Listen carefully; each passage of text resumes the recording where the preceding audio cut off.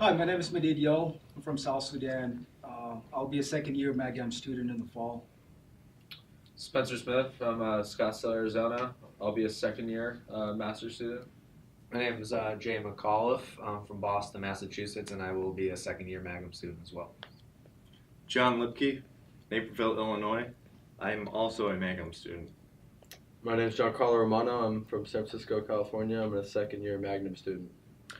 I'm Eric Cowan from the Denver Boulder area in Colorado, and we have all just completed the 2018 Global Consulting Lab in Quito, Ecuador, and our client was Siemens. So the project entailed basically an initial conference call with the CEO of the region, Edwin Chavez, who was based in Lima. The outline was he wanted us to kind of figure out how global megatrends could apply to Ecuador. A global megatrend would be anything from climate change to changing urbanization to higher technology, exponential growth. So we ended up deciding on 5 global megatrends. Sorry, let me step back. The scope of the project was to apply certain digitalization techniques that Siemens could utilize in Ecuador and the Andean region to create a better market share for their products and grow the business. They wanted to do this by leaning on the back of global megatrends, which were kind of already transforming the region and the countries. So overall, it was an exploratory project in which we kind of looked at the scope of what could be with what we knew and how we could see digital responses playing out in Ecuador and the Andes region. But it was the digitalization, the Industry 4.0 that came from the German headquarters of Siemens, who wanted to basically localize that to the Andean region. And so our task was to figure out how they could actually do that, how they could implement it. Okay, so you've got this big, huge multinational client. I would imagine that's a pretty thrilling concept. And then they task you with this really interesting work, which is to think about these big global megatrends, consider which of those trends are more relevant to Ecuador, and then help them conceive of some digitization responses that can apply to that Ecuadorian context to get a sense for what could be next and around the corner as Siemens looks to continue to grow in the area. Sounds like a fascinating project. It also sounds like there was probably some whittling down that needed to happen. Walk us through a little bit of the process. So you land on the ground, you're new to the area, you've got this big multinational client, and now you have to kind of make sense of the work and go through a bit of a consulting process. Spencer, why don't you take us through just a couple of key points of what that process looked like and how you were able to really refine down into your actual work. Well, I mean, you obviously helped us a lot with the refining down our work, but it really started out with just kind of understanding the question that Edwin was asking us and better understanding how these global megatrends can really apply to Ecuador. We spent a lot of time really looking into Ecuador. The Edwin Industry and Edwin Energy, who were really our main contacts, helped us out a lot with kind of getting a better understanding of Ecuador. But I think the biggest part of whittling that down was applying those global megatrends to Ecuador, which is where we spent most of our time, and really just getting a better understanding of the country's economy and how Siemens could really play a role in affecting or gaining market share through that. But so that was pretty much the whittling down process, is really kind of figuring out how those megatrends were applicable to Ecuador, and then figuring out how Siemens could really play a role, or how we like to say, where Siemens could play in that environment. Good. Let's build on that a little bit. Mm-hmm. Why don't talk the audience through one or two of these trends and kind of walk it through the overall process. So why don't you take one or two of these trends and help us understand what it was that you identified in that big global picture, and then what made it relevant to Ecuador, and walk us through that approach. Absolutely, yeah. So the consulting process, we followed a funnel process. So to give an example of two global trends that were very relevant to Ecuador, was one of them was energy, the change in global energy matrix, the move from oil and gas, and how it's projected that in the next decade or two, renewables are going to be as competitive as the oil and gas industry. And when it came to Ecuador and the Andes region, we found those were relevant. I mean, Ecuador in particular is a biodiverse country and environment. Most of its lands are protected by UNESCO. Quito, Ecuador itself is a heritage site, so the government is very pro-renewable energy, and they want to make most of their energy portfolio to be renewable. So that was a global trend that was, transforming the global energy movement, but also we found it was very relevant to Ecuador. The second one was climate change and changing demographics in Ecuador. So globally, it's projected that in the next decade or two, most of the people are going to move into the cities, be living in urban areas. And we found that that was also the case in Ecuador, that it's a small city. At the moment, it holds about 2.6 million inhabitants, and in the next decade, that's going to increase. So that was a challenge that was taking place globally, but we also found it was relevant to Ecuador. And so the question was, these two trends, energy and demographics, taking place on a global level, that were relevant to Ecuador. Now the question was, how can Siemens, as a digital company, apply its digital capabilities and try to make a difference in terms of gaining market share in Ecuador? Yeah. Let's talk about the process a little bit further here. You mentioned the Fabian energy, the Fabian industry. What was it like to work with the Siemens group, and how important do you think it was to your overall work to be able to interact throughout the process with those two gentlemen? I can take that one. They were very receptive of us, very helping. Your initial funnel was pretty important to us, but they kind of just were like, these specific pain points solve these problems. Each Fabian, in terms of the industry and energy, they both had different pain points for us to cover, and I think that just really broke it down for us specifically. And taking their funnel system and their pain points, I think that helped us down the line to get a really good deliverable for them. Okay. Yeah. Good. So you're in country for that first week, and you're digging in, and this is a new part of the world for many of you, if not most of you. You then come to the point where you're creating your first deliverable, what you would have called your midpoint. The midpoint, yes. Yeah. So walk us through your approach up to that midpoint, and then what you learned in that midpoint that further informed your work as you move towards the final. I'll take that. Giancarlo. Sure. So I think it really began understanding the question that was being asked, and really making sure we understood the big picture.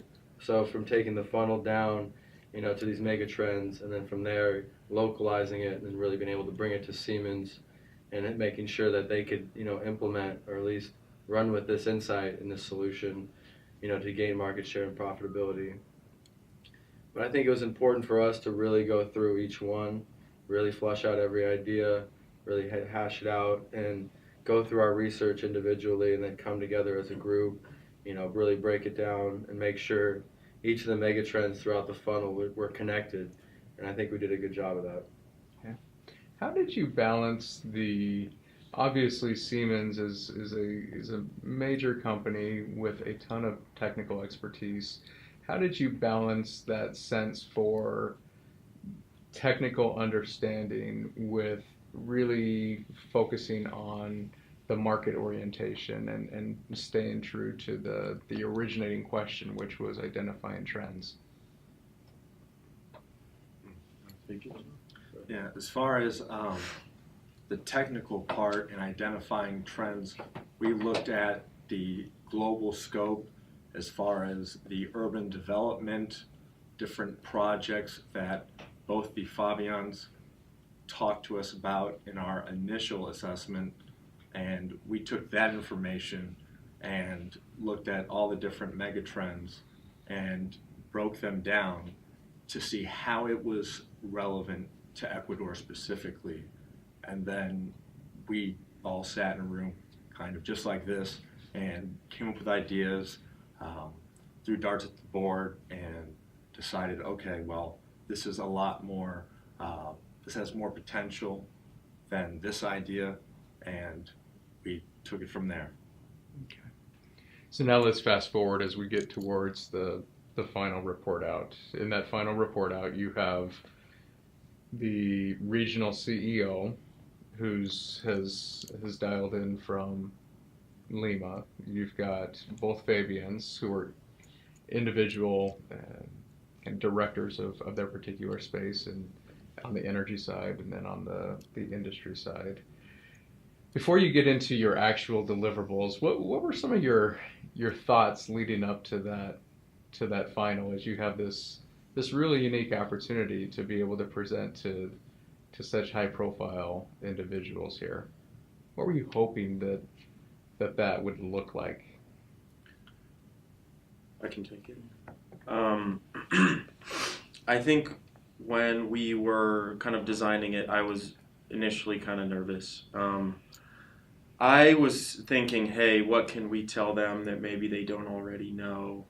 They've been in the region for so long. But I think what we came to the conclusion is maybe we're seeing it from an outside perspective, and that's where we can really help the senior leadership here both reaffirm and decide that they're competing and that they're maybe winning market share in the right areas, and that they're doing the right things for their strategic planning in the future. So I think it was kind of a mixture of, hey, we're getting ready for this final deliverable, let's make it as great as possible, but I think there was an element of, okay, how do we make sure this is quality for them? And you were really great in helping in that regard. But then it was also kind of just like trusting what we were doing and trusting the process was correct. And I think, I won't go into the final deliverable, but I will say, like, I think that our funnel and our analysis process did work. And it did kind of give them confirmation that they were doing the right things, that their strategic planning was in the right way from kind of an independent side, from an outsider's perspective. And it kind of helped us to say, hey, this methodology does work. It is a great way to take a broad scope and kind of funnel it down and make sure we're seeing the right solutions and stuff here. Let's build on that. So now you're in the final deliverable, and you certainly received indications that your work was well received. What were those indications? What gave you the sense that you had done something special? You had done something really valuable for the company, and in particular that particular region for the company.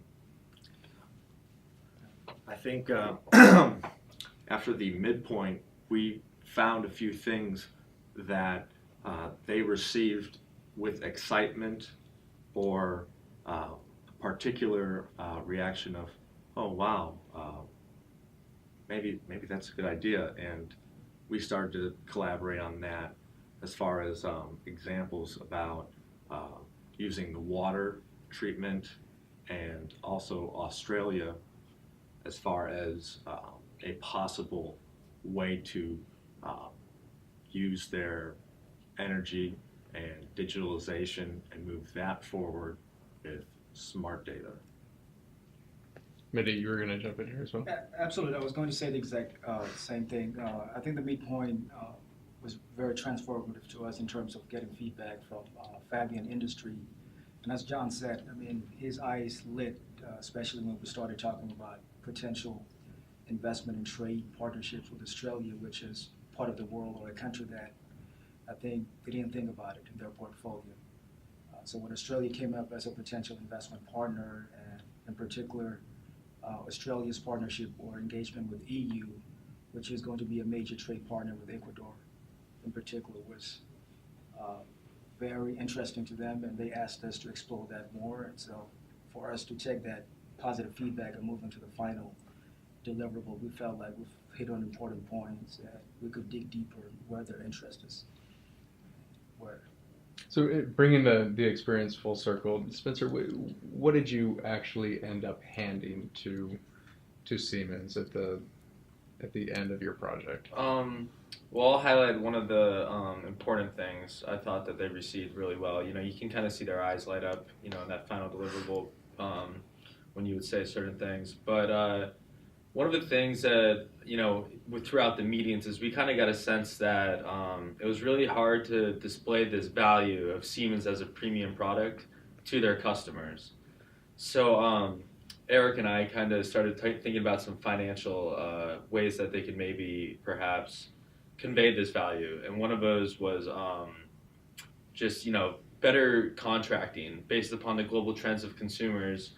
You see that people, you know, they want results and they want flexibility. They don't want to be locked in for long contracts, and they want, you know, if they're going to get a product, they want to see that value being displayed to them. So we kind of came up with the idea of giving them incentive-based offering incentive-based contracts or pay per usages. So Siemens, you know, they create all this data that it's easy to kind of track how much, you know, a company, or as they call it, a partner, is saving while they're using the Siemens product. So I think that is something we kind of left with them as a great way that they can really, you know, start to grow their business in a way where they find not only serve existing customers, but also find a lot more new customers just based on the fact of displaying their value.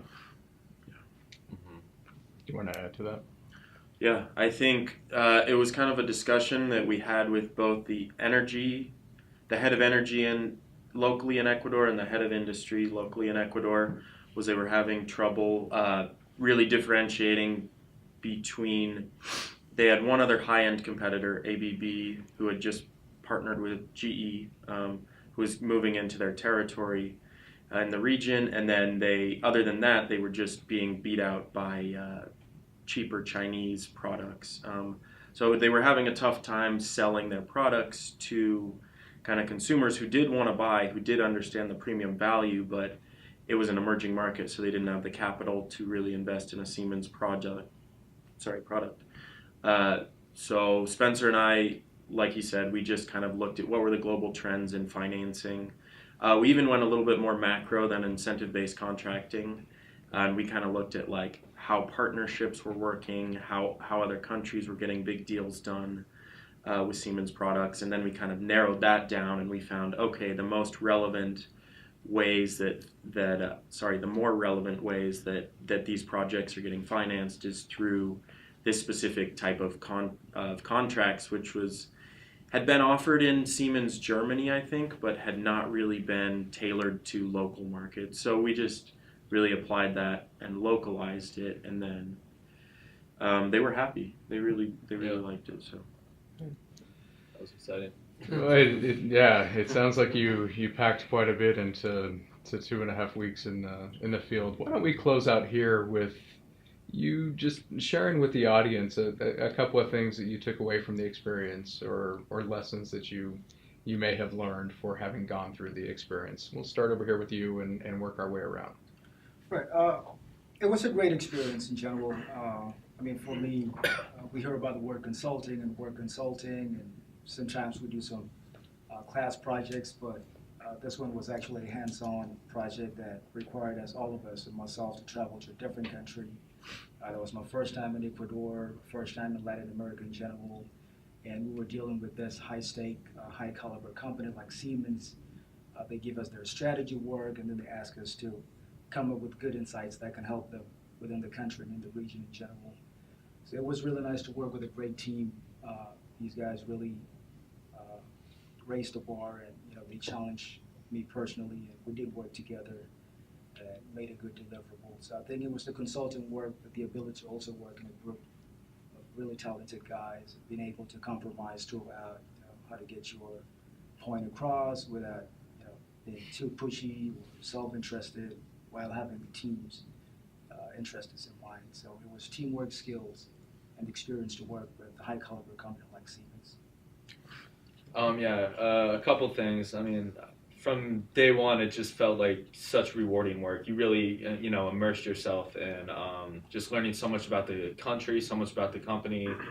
It never really felt like work, I'd say. It was literally just, you just kept learning and you kept trying to figure out, how can I actually help this company? Because also the people we worked with at Siemens were just so welcoming. You really felt like you owed them, your best shot. So I feel like all of us just, we really just dove in and gave it all we had. And also just, working in a team with you guys and, just building up all that chemistry and really being able to, combine your ideas and, have a really good deliverable because of all these brains working together was just a really cool thing to see. And, it was just an overall great experience on both those fronts.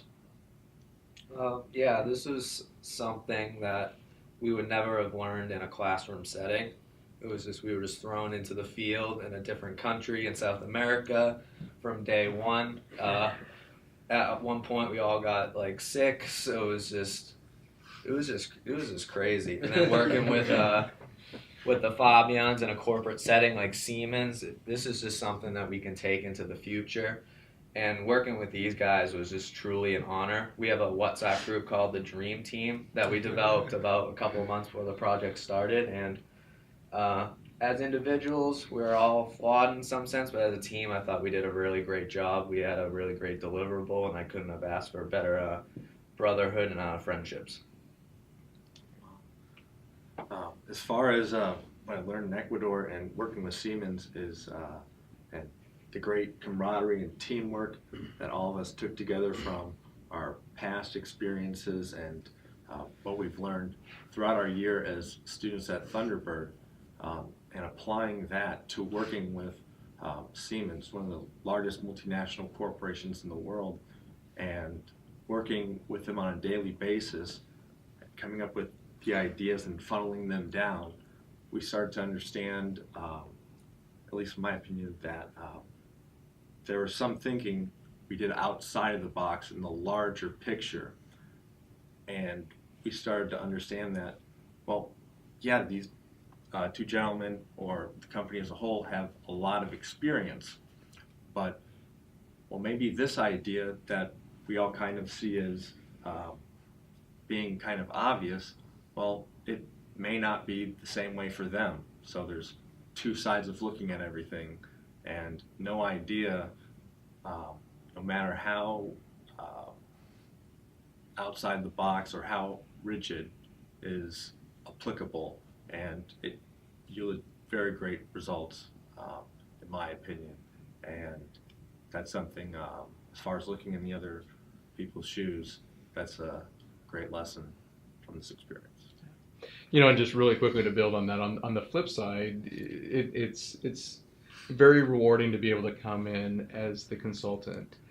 It takes an equal amount of courage and innovation on the company side to receive warmly a group of 6 graduate students and to open themselves up to this process. And so that combination of a very willing partner who is sufficiently open-minded enough to consider new opportunities and new ideas, and then you all earning that trust and really digging into the process, as Spencer mentioned, those two things combined make for a really fantastic opportunity. Yeah, overall, this was an incredible experience. I mean, both personally and professionally, it was a huge step in my development. I think personally, I took it as a challenge, and wanted to see myself respond well in a new country, in a new place I've never been and never traveled to. And I think, professionally also, working with such a great company like Siemens, it was really an honor. And I think they were very receptive, and, especially both Fabian Energy and Fabian Industry were very respectful and sociable. And I think they're really warm and receptive to us, and I really appreciated that. And I really hope that we provided something that they can use going forward. And I know for whatever business endeavors I may have in the future, I'll look back on this as a very pivotal moment in my development professionally. So it was a great experience, and I'm very thankful for it. Yeah, Jay said a lot. I think, and the guys said loads about, I think, what we were all thinking. I think the other thing, too, that I wanted to add, just before we go, is it was kind of a really unique combination where we used all of our skills, everything from looking at like a geopolitical standpoint of how we could leverage possible trade agreements and kind of global partnerships to help them get projects financed, to a marketing perspective, how could you differentiate between the competition, then like a finance perspective and a management perspective. So you kind of, it was my first time being exposed to consulting, but it's definitely a path that really combines everything we've learned and kind of allows us to have a really impactful approach, I think, because you're using so many different, the international organizations class plus the financial management class plus the international marketing class. It was a good opportunity to really combine everything, and definitely I know we all want to do similar things in the future. We ended it on a high note with them, and I think the guys said it best, where we all really enjoyed it.